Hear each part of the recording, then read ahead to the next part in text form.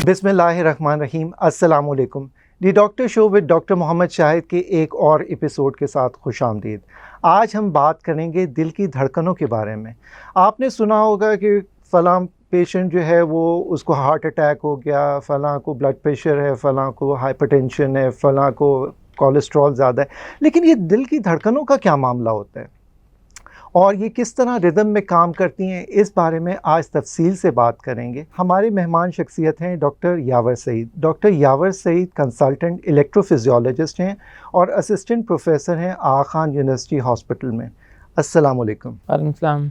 Doctor यावर, आपसे ये बात करनी है कि ये रिदम क्या होता है दिल का, और दिल की धड़कनें, इसके बारे में जो मैंने इंट्रो में बात की है, ये क्या है?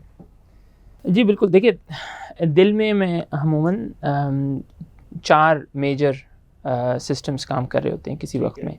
एक तो जो आम हम बात करते हैं हार्ट आर्टरीज़ की या शरियानों की, जिसकी ब्लॉकेज की वजह से हार्ट अटैक होता है। देन ऑब्वियसली हार्ट के वेल्व्स हैं, जो समझें एक दरवाजे हैं जो ब्लड फ्लो दिल में एक चेम्बर से दूसरे चेम्बर में जाता है और वो उसका बहाव मेंटेन करते हैं। तीसरी चीज़ दिल के पट्टे, जो दिल के मसल्स होते हैं, जो दिल की पंपिंग में हेल्प करते हैं। जो फोर्थ चीज़ है, जो one of the most important thing in the heart is electrical activity in the heart, जिसकी वजह से हार्ट बीट करता है। यानी कि दिल की धड़कन शुरू होती है, उसमें नेचुरल पेस मेकर है हार्ट का, जो आप मैनेज करता है उसको, एंड देन ऑब्वियसली वो इलेक्ट्रिकल वायर्स हैं दिल में, जो दिल की धड़कन को एक जगह से दूसरी जगह लेके जाते हैं। सो ये एक इम्पॉर्टेंट फंक्शन है हार्ट का, और इसके बगैर दिल काम नहीं कर सकता। अगर दिल की इलेक्ट्रिकल एक्टिविटी आप चेंज कर देंगे, या उसमें समझिए स्लो कर देंगे या फास्ट कर देंगे, तो दिल इफ़ेक्टिवली काम नहीं कर सकता। सही। सो दिल की धड़कनों के मसाइल 2 मेजर कैटेगरीज़ में आते हैं। एक स्लो हो जाना, यानी कि दिल की धड़कन इतनी स्लो हो जाना कि आपका दिल इफ़ेक्टिवली काम ना कर सके, और दिल की धड़कन फास्ट, ठीक है, ऐसी फास्ट हो जाना कि जिसमें दिल की एक्टिविटी मुतासिर हो। तो दिल की ये जो धड़कन है, इसकी रफ्तार कितनी होती है नॉर्मल बंदे के अंदर? तो देखिए, दिल की रफ्तार जो है वो आम फहम ज़बान में लोग ये समझते हैं कि दिल की रफ्तार एक ही रहती है, 70 या 72 बीट्स पर मिनट, जो हमने किताबों में भी मेडिकल कॉलेज में आने से पढ़ा है। लेकिन देखिए, दिल की रफ्तार कभी भी एक जैसी नहीं रहती। अच्छा। दिल की रफ्तार वैरी करती रहती है। आप बैठे हैं तो दिल की रफ्तार थोड़ी स्लो है, आप सो जाएंगे तो वो थोड़ी और स्लो हो जाएगी। जब आप बात करेंगे तो थोड़ी सी बढ़ेगी, वॉक करना शुरू करेंगे तो हार्ट बीट थोड़ी सी और बढ़ेगी, और एक्सरसाइज करेंगे तो वो और बढ़ जाएगी। ठीक है। सो दिल की रफ्तार वैरी करती है, और वो ये अल्लाह ने दिल में ये सलाहियत रखी है कि वो ये रिकग्नाइज़ कर लेता है कि आपके जिस्म को कितनी ज़रूरत है, और वो उसके हिसाब से आपकी हार्ट बीट फिर वैरी करती रहती है। सो एनीवेयर फ्रॉम 50 टू 130, कभी कभी यंग पेशेंट्स में जब वो एक्सरसाइज करते हैं तो 160 तक भी हार्ट बीट चली जाती है। सही। ठीक है। लेकिन जो इम्पॉर्टेंट है बात वो ये है कि अगर आपको हार्ट बीट महसूस हो रही है तो वो उस वक़्त आपको ऑब्वियसली वो दिल की धड़कन के मसाइल में की वजह से हो सकती है। तो ये महसूस कब होती है डॉक्टर यावर? हाँ, सो दिल की धड़कन अगर आपकी फ़र्ज़ कीजिए बहुत स्लो हो गई, तो वो किस तरह से प्रेजेंट करती है कि लोग बेहोश हो जाते हैं सडनली, यानी कि एकदम से अगर हार्ट बीट बहुत स्लो हो गई तो लोग बेहोश हो जाते हैं, एकदम से उनकी धड़कन समझे मोमेंटरीली स्टॉप हो जाती है।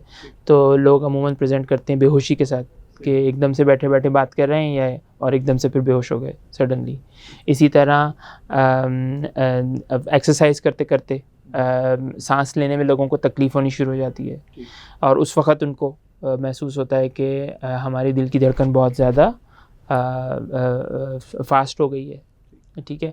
कभी कभी अगर बैठे बैठे हार्ट बीट आपकी एकदम से बहुत तेज़ हो जाए तो वो ये डिटरमिन करती है, ये बताती है हमें कि हार्ट बीट एबनॉर्मल है, क्योंकि बैठे बैठे आपकी हार्ट बीट एकदम से फास्ट नहीं होनी चाहिए। हाँ, आप एक्सरसाइज कर रहे हैं, कोई काम कर रहे हैं, उस वक़्त अगर आपकी हार्ट बीट फास्ट है तो इट्स अ नेचुरल प्रोसेस। लेकिन एकदम से बैठे बैठे हार्ट बीट तेज़ हो गई और एकदम से कम हो गई, तो ये पेशेंट्स को अगर महसूस हो रहा है तो ये डिटरमिन करती है कि आपकी हार्ट बीट है। डॉक्टर यावर, दिल की बीमारियों के अलावा कोई बीमारियां हैं जो इस हार्ट बीट पे अफेक्ट करती हैं? बिल्कुल, दिल की बीमारियों के अलावा भी बीमारियां हैं, एंडोक्राइनोलॉजी में प्रॉब्लम, ख़ास तौर पे थायराइड का अगर प्रॉब्लम हो, हाइपरथायरॉयडिज्म जिसे हम कहते हैं, थायराइड की एक्टिविटी बढ़ जाए तो उसमें भी हार्ट बीट अबनॉर्मल हो सकती है।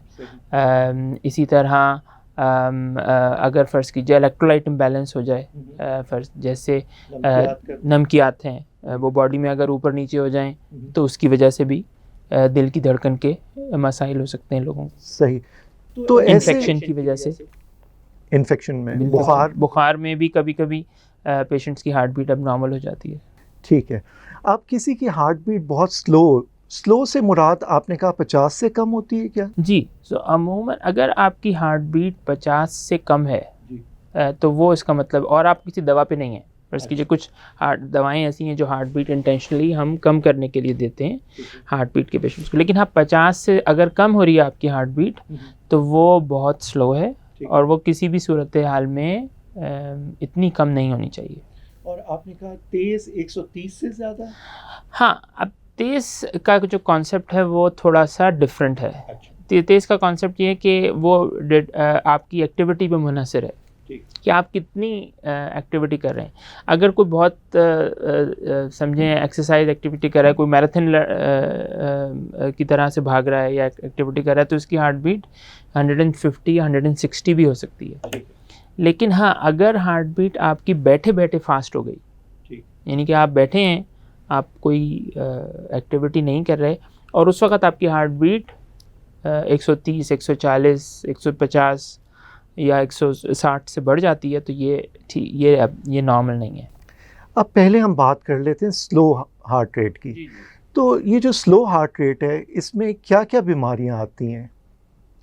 स्लो हार्ट रेट में दो किस्म की बीमारियां इसमें हम बात करते हैं। उसमें एक कहते हैं हम साइनस नोड डिजीज़, यानी कि जो नेचुरल पेसमेकर है आपके हार्ट का, वो हार्ट बीट इनिशिएट ही नहीं करता और या उसकी हार्ट बीट इनिशिएट करने की एक्टिविटी स्लो होती जाती है। ये कहाँ से निकलता है हार्ट रेट जो आप बात करते हैं? हाँ, सो ये समझे जो हार्ट के 4 चेम्बर्स होते हैं, जिसे हम कहते हैं right atrium, left atrium, right ventricle, left ventricle.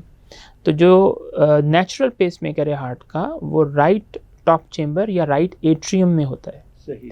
और वहाँ से ये हार्ट बीट इनिशिएट होती है और फिर इलेक्ट्रिकल वायर्स के ज़रिए दिल के तमाम हिस्सों में जाती है। ठीक है। तो अगर ये नेचुरल पेसमेकर का प्रॉब्लम है तो उसमें हार्ट बीट इनिशिएशन में प्रॉब्लम होगा, हार्ट बीट स्लो होगी। ठीक है, तो वो पेशेंट्स प्रेजेंट करेंगे सडन बेहोशी के साथ, एकदम से बेहोश हो जाएंगे, या कोई एक्टिविटी कर रहे हैं और वो हार्ट बीट उनकी इतनी नहीं बढ़ रही जितनी बढ़नी चाहिए, तो उस वक्त उनको सांस लेने में प्रॉब्लम होगी, चलने में थकन होगी। और जैसे जैसे हमारी उम्र बढ़ती है वैसे वैसे ये जो नेचुरल पेसमेकर है इसकी एक्टिविटी स्लो होती जाती है, यानी जहाँ से ये नोड निकल रहा है, यहाँ रिदम निकल रहा है। ठीक है। दूसरी बीमारी है इलेक्ट्रिकल वायर्स का प्रॉब्लम, यानी कि जो समझे 4 चेम्बर्स हैं हार्ट के, टॉप 2 चेम्बर्स और बॉटम 2 चेम्बर्स, उनको समझे एक वायर कनेक्ट करता है। ये एक मेन वायर है जो टॉप चेम्बर्स को बॉटम चेम्बर से कनेक्ट करता है। सो हार्ट बीट इनिशिएट होती है राइट टॉप चेम्बर से, जिसे हम राइट एट्रियम कहते हैं, वो नेचुरल पेसमेकर है हार्ट का, और फिर वन वायर है जो टॉप 2 चेम्बर्स को बॉटम 2 चेम्बर से कनेक्ट करता है। और उसमें अगर ब्लॉकेज आ जाए तो वो ब्लॉकेज जो है उसमें भी पेशेंट सडनली बेहोशी के साथ और हार्ट बीट स्लो, यानी कि 30 हार्ट बीट है या 35 है, इस तरह से प्रेजेंट करते हैं। इसमें ख़तरनाक कौन सी है?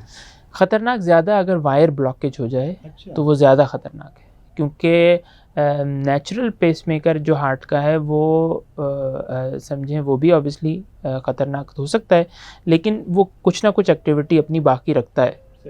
लेकिन अगर वायरिंग की ब्लॉकेज आपको हो जाती है तो उस वक़्त हार्ट के पास कोई फेल सेफ मैकेनिज़्म इतना इफ़ेक्टिव नहीं है जो उसको कवर कर सके। तो वो ख़तरनाक हो सकता है और उसमें पेशेंट्स की अनफॉर्चुनेटली अगर ट्रीट ना हो तो डेथ होने के इम्कान बढ़ जाते हैं। आपने कहा ट्रीट ना हो, तो इसकी ट्रीटमेंट क्या होती है?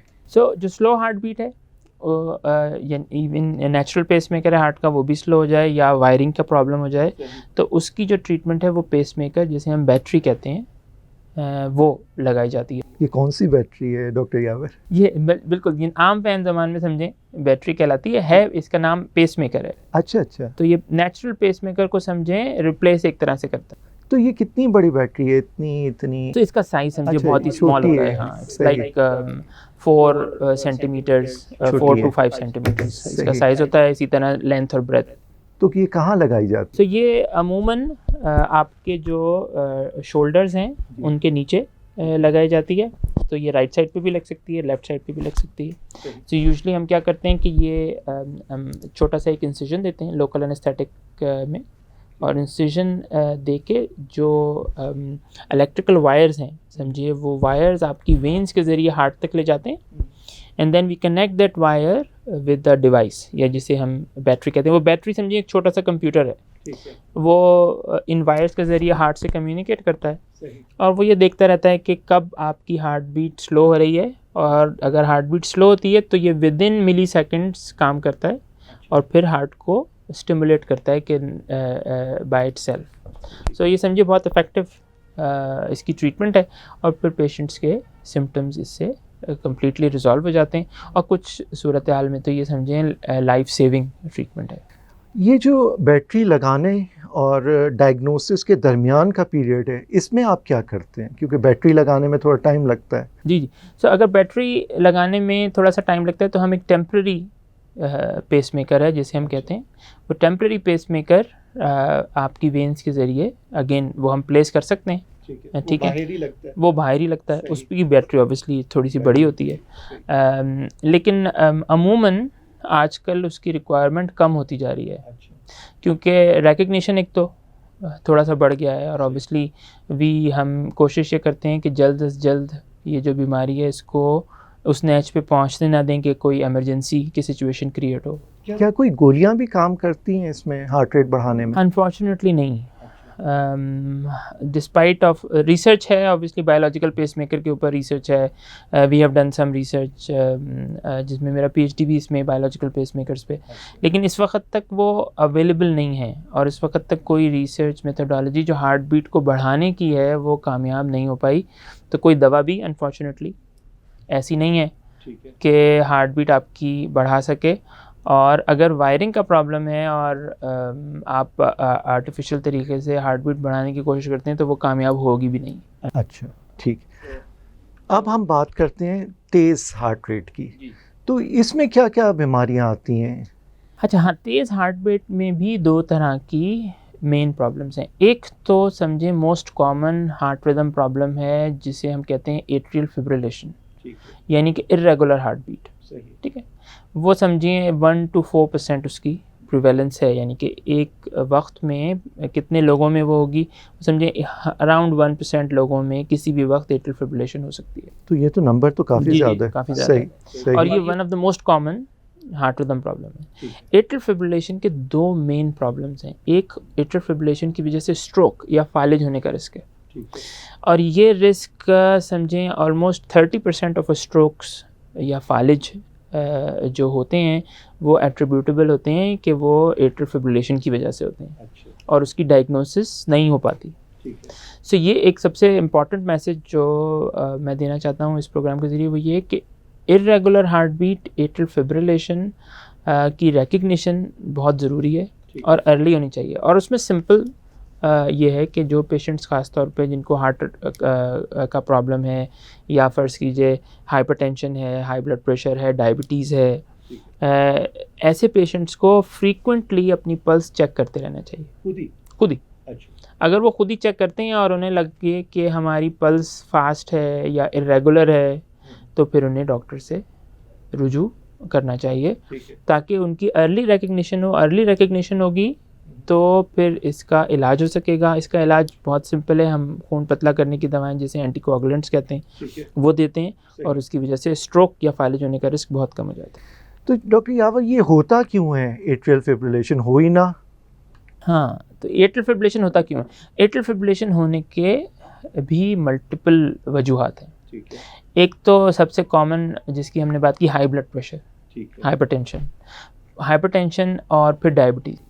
तो ब्लड प्रेशर क्या करेगा? सो ब्लड प्रेशर, हार्ट पे अगर प्रेशर होगा तो हार्ट को समझें उसके ऊपर अगर लॉन्ग ब्लड प्रेशर है, किसी को लॉन्ग हिस्ट्री है उसकी, तो ब्लड प्रेशर होने की वजह से हार्ट पे प्रेशर बढ़ता रहता है और हार्ट को समझें अपनी बिसात से ज़्यादा काम करना पड़ता है। जब हार्ट से अपनी बिसात से ज़्यादा काम करना पड़ता है तो वो आहिस्ता आहिस्ता फेल होना शुरू हो जाता है और उसमें ये रिदम प्रॉब्लम्स और थिकनेस समझें हार्ट मसल की बढ़नी शुरू हो जाती है। सही।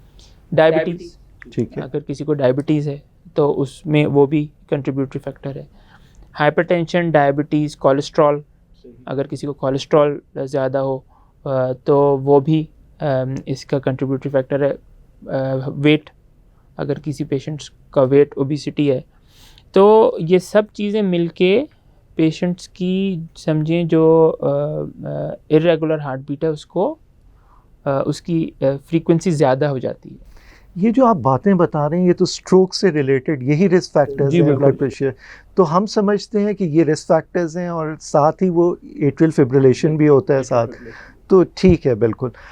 और क्या वजूहात हैं? हाँ, सो जो फास्ट हार्ट बीट है, एक तो एट्रियल फिब्रिलेशन जो हमने मोस्ट कॉमनली बात की।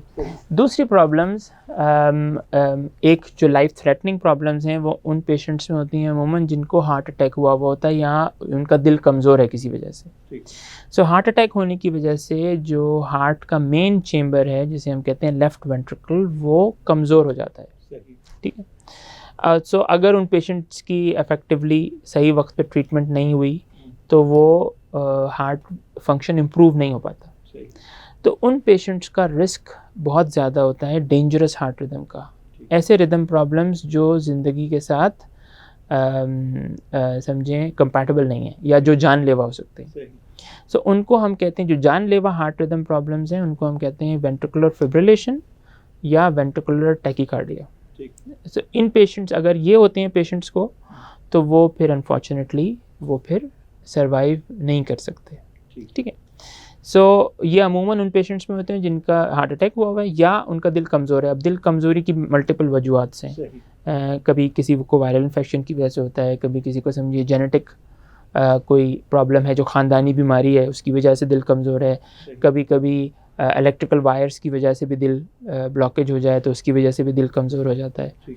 तो दिल अगर कमज़ोर है और हार्ट अटैक अगर हुआ है और उसकी वजह से दिल कमज़ोर हो गया है तो उन पेशेंट्स को डेंजरस हार्ट रिदम्स के रिस्क पड़ जाता है। ठीक है। दूसरा प्रॉब्लम जो इतना लाइफ थ्रेटनिंग नहीं है वो एसवीटीज़ या सुप्रावेंट्रिकुलर टैकीकार्डियाज कहलाते हैं। वो क्या होते हैं, उसमें दिल की धड़कन तेज़ हो जाती है और अमूमन वो डेंजरस नहीं होते। ठीक है। यानी कि अनटिल और अनलेस दिल में कोई कनेक्शंस एक्स्ट्रा नहीं है। ठीक। सो समझिए जो फास्ट हार्ट रिदम्स हैं उनकी दो कैटेगरीज हैं, life threatening problems, life threatening dangerous heart rhythm problems, और ये प्रॉब्लम जिनको हम सुप्रावेंट्रिकुलर टैकीकार्डियाज कहते हैं। ये सिर्फ उन पेशेंट्स में डेंजरस हो सकते हैं सुप्रावेंट्रिकुलर टैकीकार्डियाज अगर किसी पेशेंट को कोई एक्स्ट्रा कनेक्शन है हार्ट के अंदर। एक्स्ट्रा कनेक्शन से क्या मुराद है? एक्स्ट्रा, सो देखिए नॉर्मल कनेक्शंस की जैसे हमने बात की सही कि यूजुअली जो टॉप 2 चेम्बर्स हैं हार्ट के और बॉटम 2 चेम्बर्स हैं उनको सिर्फ एक वायर कनेक्ट करता है। ठीक है। यानी कि सो ये normal, this is how the normal heart function. कुछ पेशेंट्स को बाय बर्थ एक्स्ट्रा कनेक्शन होता है, यानी कि ये वायर भी मौजूद है और उसके साथ एक एक्स्ट्रा वायर भी मौजूद है, और उस एक्स्ट्रा वायर की वजह से समझें समझें एक शॉर्ट सर्किट सा क्रिएट हो जाता है हार्ट में। एक वायर से हार्ट बीट समझे नीचे जा रही है, दूसरे वायर से ऊपर जा रही है, और एक तरह से समझें it's just going round in the heart. हम तो समझ रहे थे एक्स्ट्रा चीज़ है, फ़ायदेमंद होगी, लेकिन वो नुकसानदेह है। ठीक है, सही। तो वो अगर समझिए ये एक एक्स्ट्रा कनेक्शन है तो वो कुछ परसेंटेज ऑफ द पेशेंट्स में डेंजरस हो सकता है, लेकिन ऐसे पेशेंट्स का अमूमन पैल्पिटेशंस या हार्ट बीट फास्ट होना बचपन से होती है। अच्छा, सही। तो फिर इसका इलाज क्या है? सो जो फास्ट हार्ट बीट है जो समझें एक्स्ट्रा कनेक्शंस की वजह से है, उसकी अब बहुत इफेक्टिव ट्रीटमेंट्स हैं, उसे हम कहते हैं एब्लेशन प्रोसीजर्स। यानी कि समझिए ये वायर्स जो हैं ये इतने ही थिन होते हैं जैसे इलेक्ट्रिकल वायर्स आप देखते हैं। ठीक है। और वो ये दिल में भी इतने ही थिन है। सो हम क्या करते हैं कि हम इन इलेक्ट्रिकल वायर्स को लोकेट करते हैं अपने कैथेटर्स की। एब्लेशन प्रोसीजर्स सिमिलर हैं एंजियोग्राफी की तरह। एंजियोग्राफी में ऑब्वियसली आप वायर्स के ज़रिए हार्ट तक पहुंचते हैं, हम भी जो एब्लेशन प्रोसीजर है उसमें इलेक्ट्रिकल वायर्स के ज़रिए आपके दिल तक पहुंचते हैं, और वो उस इलेक्ट्रिकल वायर्स की मदद से हम ये रिकग्नाइज़ करते हैं कि ये इलेक्ट्रिकल वायर्स जो दिल में एक्स्ट्रा हैं ये कहाँ पे हैं। और हम इनको जब लोकेट करते हैं तो जब हम इनको बर्न करते हैं या समझिए इनको फिर इलेक्ट्रिकल जला देते हैं। सही। तो समझिए जलाने का मकसद ये नहीं है कि हार्ट ही को जला देंगे, समझिए सिर्फ वो जो एक्स्ट्रा वायर है उसको, वो 1 मिलीमीटर या 2 मिलीमीटर का होता है, और हमारे कैथेटर्स का साइज़ भी यही होता है। सो इसकी वजह से अगर हैं तो वो एब्लेशन प्रोसीजर इफेक्टिवली इसको ट्रीट कर देते हैं। ये एसवीटी में करते हैं? एसवीटी में करते हैं। ठीक है। दूसरा, फ़र्ज़ कीजिए अगर हार्ट बीट, कभी कभी हार्ट बीट फास्ट होती है, वो वायरिंग की वजह से नहीं है, समझिए हार्ट में एक एक्स्ट्रा या हाइपर एक्टिव एरिया है, उसकी वजह से भी फास्ट है। अगर उसकी वजह से फास्ट है तो फिर एब्लेशन प्रोसीजर थोड़ा सा कम्प्लेक्स हो जाता है कि उसमें हम एक कम्प्लेक्स 3D मैपिंग यूज़ करते हैं, जिसमें हम ये लोकेट करते हैं कि ये हाइपर एक्टिव एरिया कहाँ पे है, और उस हाइपर एक्टिव एरिया तक पहुँच के उसको फिर अगेन वी बर्न करते हैं and then it stop coming. Doctor Yavar, आपने वीटैक वीफिप की बात की जो कि ख़तरनाक सिचुएशन है, जो कि हार्ट फेलियर की वजह से, एमआई की वजह से हो सकता है, तो इससे किस तरह बचा जा सकता है? ये तो किसी को भी हो फिर बड़ा ख़तरनाक है। हाँ, सो एक तो देखिए सबसे इम्पॉर्टेंट चीज़ जो वेंट्रिकुलर फिब्रिलेशन और वेंट्रिकुलर टैकीकार्डिया या डेंजरस हार्ट रिदम प्रॉब्लम जिनकी हम बात करते हैं वो है कि पेशेंट्स को मेडिकेशंस खानी चाहिए। अब हार्ट फेलियर के लिए बहुत इफ़ेक्टिव मेडिकेशंस अवेलेबल हैं। अच्छा। किसी ज़माने में हमारे पास मेडिकेशंस नहीं होती थी हार्ट फेलियर के लिए, और इन लोगों की पेशेंट्स की ट्रीटमेंट बड़ी मुश्किल होती थी, लेकिन आजकल बहुत इफ़ेक्टिव मेडिकेशंस हैं और वो मेडिकेशंस हार्ट फंक्शन को इम्प्रूव कर देती हैं। यानी नाजरीन को ये पैगाम देना है कि हार्ट फेलियर में, हार्ट अटैक के बाद अपनी दवाइयाँ मुस्तकिल लेनी है और छोड़नी नहीं, सबसे आप कहें। हाँ, तो ये तो बहुत ज़रूरी है, क्योंकि ये पैगाम ज़िंदगियाँ बचाने का पैगाम है। एब्सोल्युटली। तो देखिए जिन पेशेंट्स को हार्ट अटैक हुआ हुआ है या जिन पेशेंट्स का दिल कमज़ोर है, उनके लिए ये समझें डेथ सेंटेंस नहीं है। अच्छा। एक तो लोगों को ये बात समझनी चाहिए कि इसकी इफ़ेक्टिव ट्रीटमेंट्स अवेलेबल हैं, मेडिकेशंस हैं। अगर आप अपनी मेडिकेशंस रेगुलरली लेंगे तो आपका हार्ट फंक्शन इम्प्रूव होने के चांसेस हैं, और फिर आपको ये डेंजरस हार्ट रिदम का रिस्क कम से कम होता जाएगा। ठीक है। अगर आपका दवाओं के बावजूद हार्ट फंक्शन बेहतर नहीं हो रहा और आपको अनफॉर्चुनेटली ये इवेंट होता है, तो फिर उसके लिए हम आईसीडी या डिफिब्रिलेटर्स हैं वो प्लेस करते हैं। वो समझे इसी तरह है जैसे पेसमेकर है। सही। और वो समझिए उसका कंप्यूटर समझिए थोड़ा सा मोर एडवांस्ड है। ठीक है। वो ये रिकग्नाइज़ करता है कि आपकी हार्ट बीट स्लो कब हो रही है, और वो ये रिकग्नाइज़ भी कर सकता है कि आपकी हार्ट बीट फास्ट भी कब हो रही है। सही। और अगर वो डेंजरसली फास्ट है तो वो उसको समझिए जैसे फिल्मों में देखा होगा आपने, अमूमन के हार्ट बाहर से शॉक करें, the device shocks the heart from inside. अच्छा। And but actually saves the life. अच्छा। तो ये जो लाइफ थ्रेटनिंग प्रॉब्लम है, इनका प्रॉब्लम ये है कि हम, क्योंकि ये इतनी सडनली होते हैं कि आप पेशेंट्स तक पहुंच नहीं पाते, टाइम ही नहीं मिलता। सही। तो वो जो डिवाइस है वो समझिए एक तरह की इंश्योरेंस पॉलिसी है। So the device will sits, listens, वो देखती रहेगी कि भाई अब आपका हार्ट रिदम एबनॉर्मल हो रहा है। जैसे ही वो एबनॉर्मल होगा तो अगेन वो विद इन सेकेंड्स उसको रिकग्नाइज करके and it gives you the treatment which will save the life. लेकिन इम्पॉर्टेंट चीज़ जो आप, जैसे आपने भी बात की कि मेडिकेशंस नहीं छोड़नी चाहिए। ठीक है। This is we should not stop the medication. Doctor Yavar, क्या दिल के अंदर क्लॉट भी बन जाता है और वो रिदम को प्रॉब्लम करता है, रिदम्स के मुख्तलिफ, या इस तरह की कोई सिचुएशन है? सो एट्रियल फिब्रिलेशन में जो हम बात कर रहे थे कि स्ट्रोक होता है, फालिज होता है। ठीक है। सो उन पेशेंट्स को फालिज होता ही इस वजह से है कि वो एट्रियल फिब्रिलेशन या इर्रेगुलर हार्ट बीट जो है वो एक चेम्बर प्रॉपर तरीके से कॉन्ट्रैक्ट नहीं होता। ठीक है। जब वो कॉन्ट्रैक्ट नहीं होता तो वो उस एरिया में ब्लड पूल होना शुरू हो जाता है and then the clot will form. ठीक है। And then it can cause the stroke.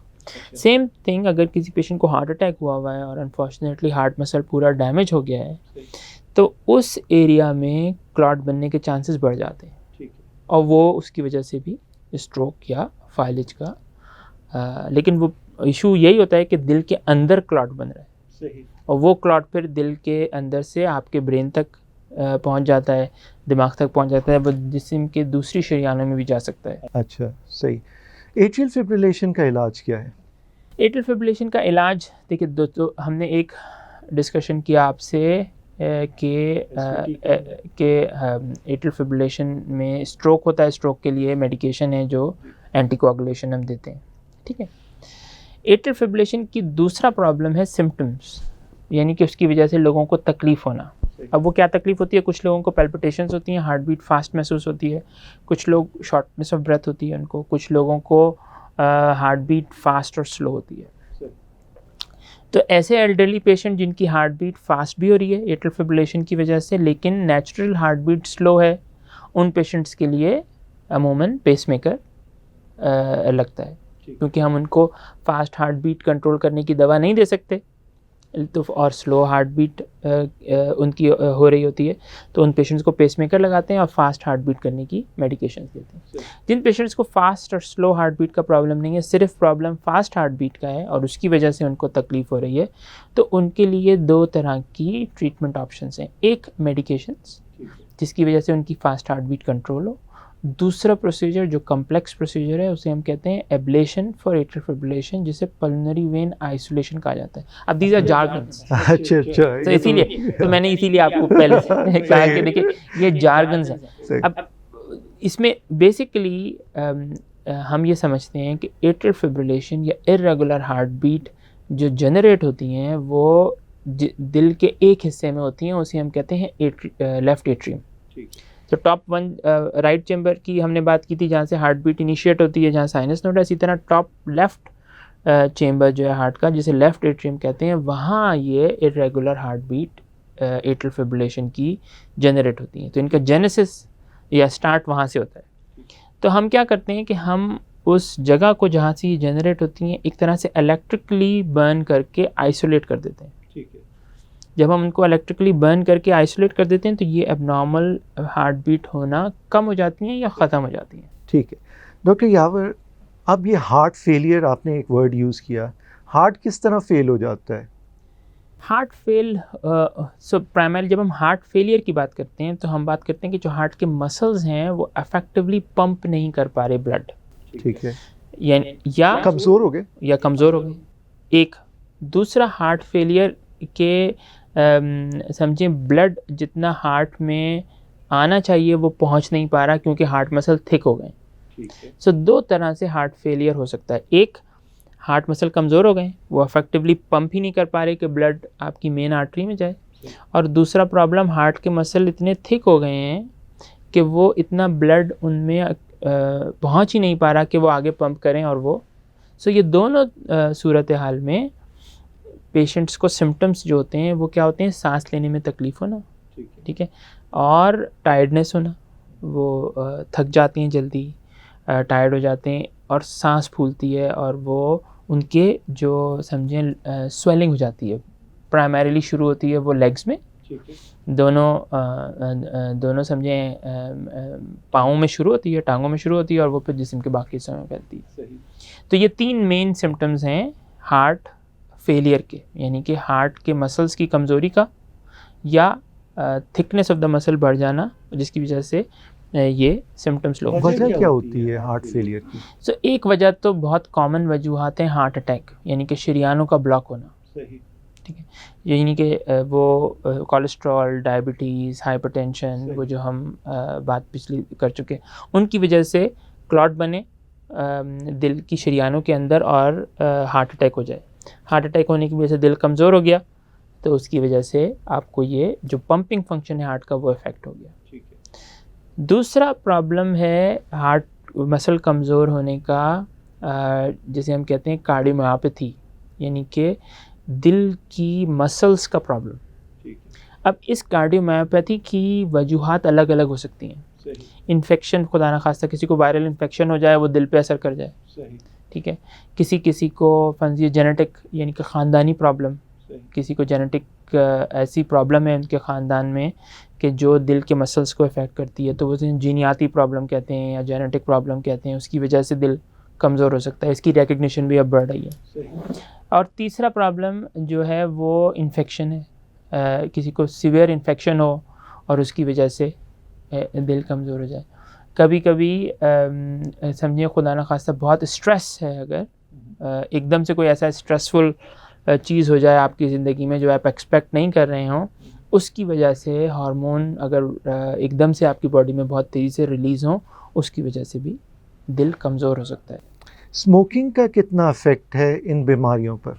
Smoking की वजह से जो मेन इशू है वो है दिल की शरीयानों का बंद होना, या आम फहम ज़बान में हार्ट अटैक का होना। तो स्मोकिंग इसका एक बहुत मेजर समझे हार्ट अटैक की बुनियादी वजह है।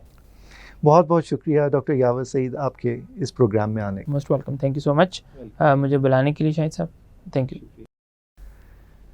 नाजरीन, जैसे आपने सुना डॉक्टर यावर सईद ने बताया कि वो मरीज़ जिनका हार्ट रेट कम या ज़्यादा है लेकिन वो लाइफ थ्रेटनिंग सिचुएशन में नहीं है और दवाइयों पर हैं, तो ऐसे लोग रोज़ा रख सकते हैं और अपने मालिज से राब्ते में रहें, ताकि अगर खुदा न खास्ता कोई प्रॉब्लम होता है तो मालिज आपको आपकी दवाइयों के बारे में बता सकें। नेक्स्ट प्रोग्राम तक के लिए अल्लाह हाफ़िज़।